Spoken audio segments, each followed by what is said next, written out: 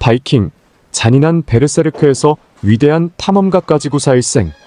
바이킹은 현재의 스칸디나비아, 노르웨이, 덴마크, 스웨덴 지역에 거주하던 북게르만족을 지칭하는 용어다.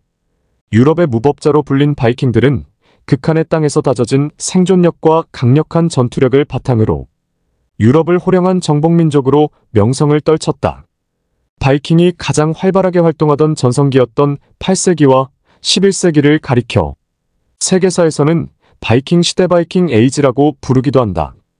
북유럽의 작은 세력에 불과했던 바이킹이 어떻게 전 유럽을 공포에 떨게 만드는 존재가 될 수 있었을까?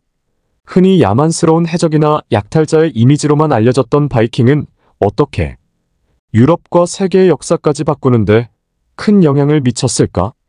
3월 5일 방송된 TVN 벌거벗은 세계사 141회에서는 바이킹은 어떻게 잉글랜드 왕실의 핏줄을 바꿨나 편을 통하여 유럽의 역사를 바꾼 바이킹 시대의 명암을 조명했다.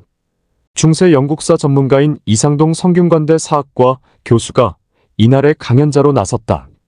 바이킹은 본래 고대 노르웨이어로 침략자라는 뜻이다. 바이킹의 선조들은 기원전 5000년에서 1만 년 전까지 북유럽 일대에 자리 잡고 살아온 것으로 추정된다.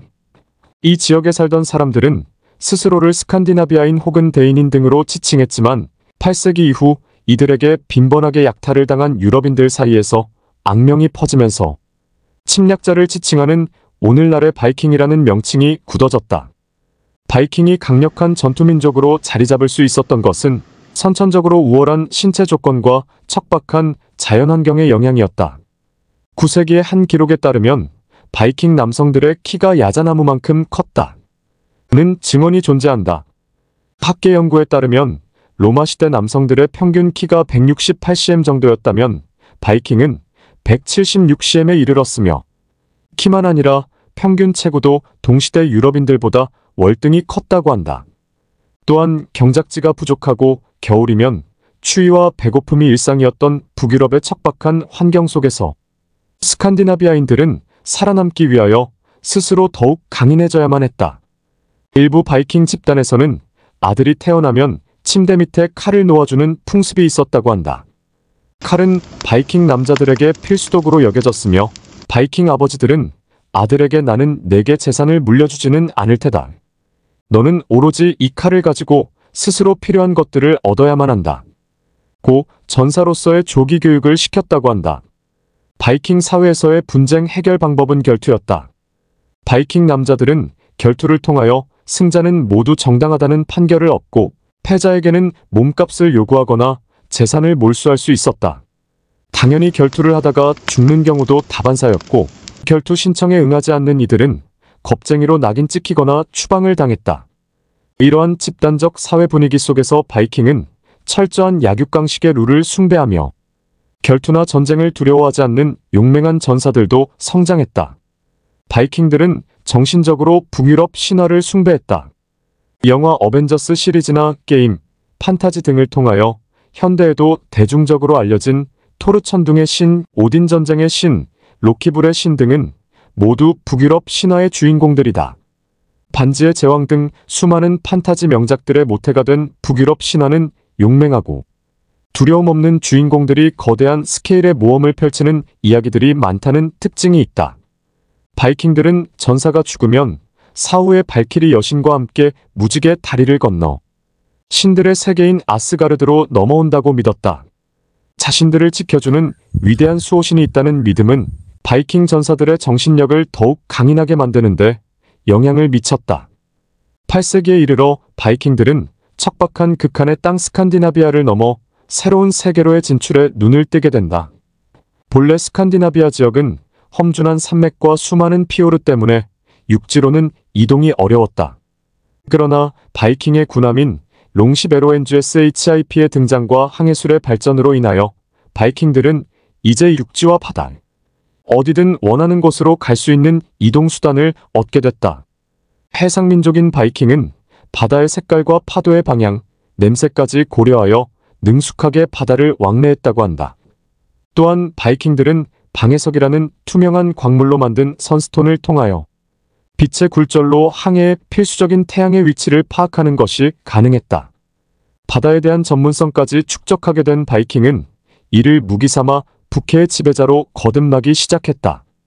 바이킹들의 생존 방식은 바로 무자비한 약탈이었다.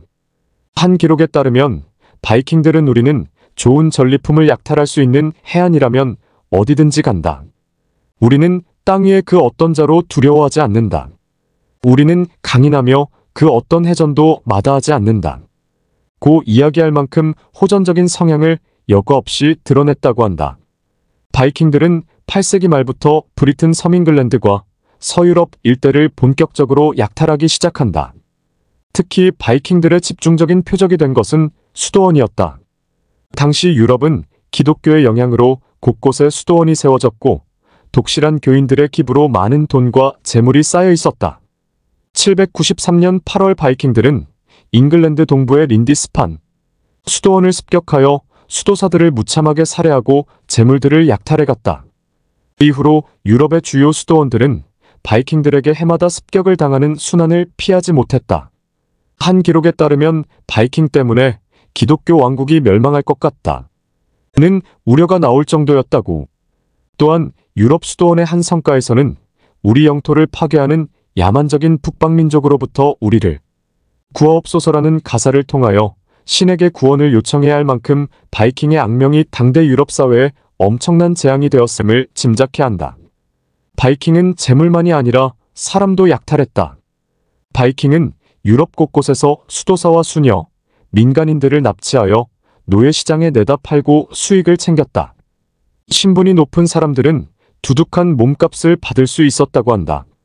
노예로 납치된 남성들은 건물이나 배를 짓는 육체적 노동에 이용되었고 여성들은 바이킹에게 성적으로 착취당하기도 했다.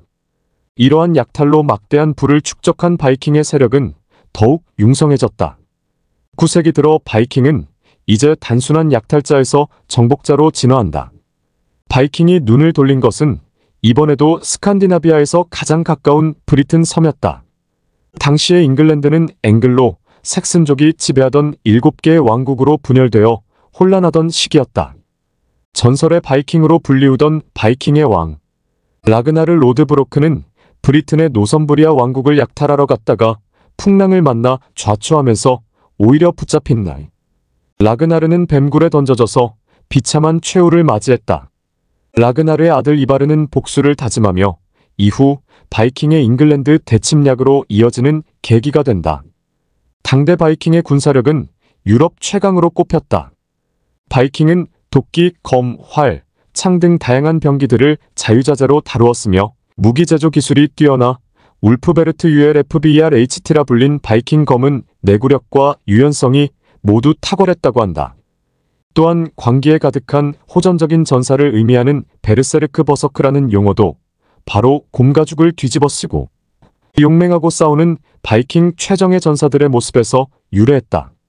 바이킹은 전투에 나가기 전 전쟁의 신 오딘에게 승리를 기원하는 특별한 의식을 치렀고 이를 통하여 곰의 영혼이 인간의 의식 속에 타오른다고 믿었다. 바이킹은 동물의 가죽을 머리에 뒤집어쓰고 춤을 추며 광란의 상태에 빠져들었다고 한다. 학계에서는 당시 바이킹들이 최면이나 환각제도 사용했을 것으로 추정하고 있다.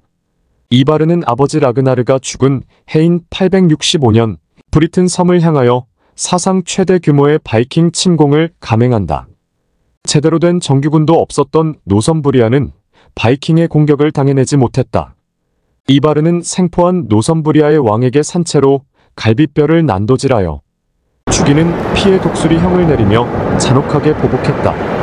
노선부리아의 영역을 차지한 이바르는 이후 이 지역을 기점으로 삼아 잉글랜드 왕국들을 연이어 침공하기 시작한다. 당시의 기록에 따르면 도시의 거리에 마주쳤던 소년들호가 늙고 젊은 사내들이 모두 살해당했다. 어머니의 품 안에서 낚아채진 갓난아기는 그 눈앞에서 도륙당했다. 며 당시의 참상을 설명하고 있다. 이바르는 저항하는 이들은 고아를 가리지 않고 잔혹하게 처형하며 바이킹의 세력을 넓혀갔다. 이러한 바이킹의 침략은 한편으로 잉글랜드인의 민족 정신을 일깨우는데 영향을 끼쳤다. 잉글랜드 7왕국의 하나였던 웨섹스 왕국의 알프레드 대왕은 바이킹의 공세를 저지해내며 앵글로색슨족의 명맥을 유지하는 데 성공했다. 외부 세력인 바이킹에 대항하면서 분열된 왕국 사이에서는 하나의 잉글랜드인이라는 정체성이 형성되기 시작했다. 이후 100여 년간 브리튼 섬에서 바이킹과 잉글랜드인의 공존기가 형성된다. 이때부터 바이킹과 북유럽 문화가 잉글랜드와 스코틀랜드 지역에 유입되면서 오늘날의 영국 문화에도 영향을 미쳤다. 바이킹과 대립하여 세력을 확장한 웨섹스 왕국은 927년 바이킹을 몰아내고 분열된 왕국들을 통일하며 잉글랜드 왕국을 건설한다. 하지만 잉글랜드 외에서 바이킹의 세력 확장은 계속되었다. 바이킹은 스칸디나비아 지역에서 덴마크와 노르그연 노르웨이 왕국을 건설하고 프랑크 왕국을 침공했다. 이어 바이킹은 뛰어난 항해술과 적응력을 바탕으로 서쪽으로 진출한 세력들은 아이슬란드와 그린란드를 발견해냈고 이어 지금의 캐나다 동부에까지 진출했다. 이는 훗날 콜림버스의 신대륙 발견보다 약 500년이나 앞선 기록이다. 내륙을 통하여 동쪽으로 진출한 바이킹들은 무역상인으로 활약하며 유럽에서 중동으로까지 무역로를 넓히는 데 성공한다. 중동의 패권을 쥐고 있던 아바스 왕조가 흔들리고 바그다드가 혼란에 빠지자 교역의 지장을 받게 된 바이킹들은 다시 침략자의 본성을 드러내며 중동 일대를 약탈하고 수많은 이슬람 교도들을 학살했다. 훗날 유라시아를 제패하는 몽골 제국보다 수백 년이나 앞서 중동의 무서운 침략자로 악명을 떨친 것이 바로 바이킹들이었다. 한편 프랑크 왕국을 침공했던 바이킹 세력은 현지에 정착하여 노르망디 공국을 건설한다. 911년 프랑크의 국왕 샤를 3세는 바이킹들과 계속 싸우느니 차라리 그들의 힘을 인정하고 활용하기 위해 이중한 무리의 두목이었던 롤로를 회유하여 왕국 북부의 영지를 수여하고 다른 바이킹 세력의 침입으로부터 왕국을 보호한다는 조건으로 충성을 서약받았다. 이 지역이 바로 현재 프랑스 북부의 노르망디 지역이다. 바이킹은 북쪽에서 왔다는 의미로 노스맨의 노아레스이에메이엔이라 불렸고 이는 다시 그들이 지배하게 된 지역인 노르망디의 노아레메이유엔디아이라는 지명과 노르만인의 노아레메이엔에스이라는 정체성의 유래가 된다. 10세기 들어 덴마크 왕국을 지배하던 바이킹 세력인 크누트 대왕은 잉글랜드와 노르웨이까지 점령하여 사상 최초로 세 나라의 왕위를 모두 차지하고 바이킹의 대제국 북해제국을 건설하게 된다. 하지만 크누트 사후 북해제국은 오래가지 못하여 다시 분열되었다. 잉글랜드의 왕위를 놓고 여러 세력들 간 다시 피비린내 나는 왕좌의 게임이 펼쳤다. 바이킹의 후예인 노르망디 공작 윌리엄 1세는 1066년 헤이스팅스 전투에서 승리하며 최대의 경쟁자인 웨식스 왕조의 헤럴드 2세를 제거하고 패권을 차지하는 데 성공했다.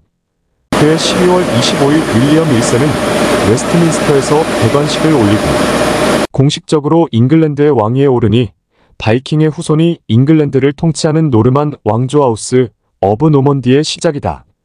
윌리엄 1세의 핏줄은 모계를 통하여 오늘날 현대 영국 왕실로까지 이어지고 있다. 윌리엄 1세는 잉글랜드의 왕과 노르망디 공작을 겸했고 이를 큰 위협으로 간주한 프랑스와의 사이가 급격히 나빠지며 훗날 백년전쟁 1337-1453으로 이어지는 원인이 되기도 한다. 바이킹의 세력 다툼이 잉글랜드와 프랑스의 관계, 더 나아가 유럽과 세계사의 판도에도 큰 영향을 미친 것이다. 하지만 아이러니하게도 윌리엄 1세의 치세는 승승장구하던 바이킹 시대의 급격한 몰락을 가져오는 전환점이 된 시기이기도 했다. 바이킹 세력들이 기독교와 유럽 문화를 받아들이며 차츰 문명에 동화되어 갔기 때문이다. 11세기에 접어들며 약탈과 대외 활동이 줄어든 바이킹의 시대는 역사 속으로 저물어가게 된다. 희망 없이 사는 것보다 싸우다가 사라지는 것이 낫다. 바이킹의 서사시 불숭일족의 서사에 등장하는 문구다. 바이킹은 유럽 역사에서 단순히 야만인이나 침략자라는 이미지로만 정의 내릴 수 없는 복합적인 정체성을 지닌다. 그들은 한편으로 상인이자 교역자였고 때로는 위대한 탐험가로서 유럽의 활발한 교류를 촉진하는 데 영향을 미쳤고 새로운 대륙으로 인류의 발자취를 넓히는 데도 기여했다.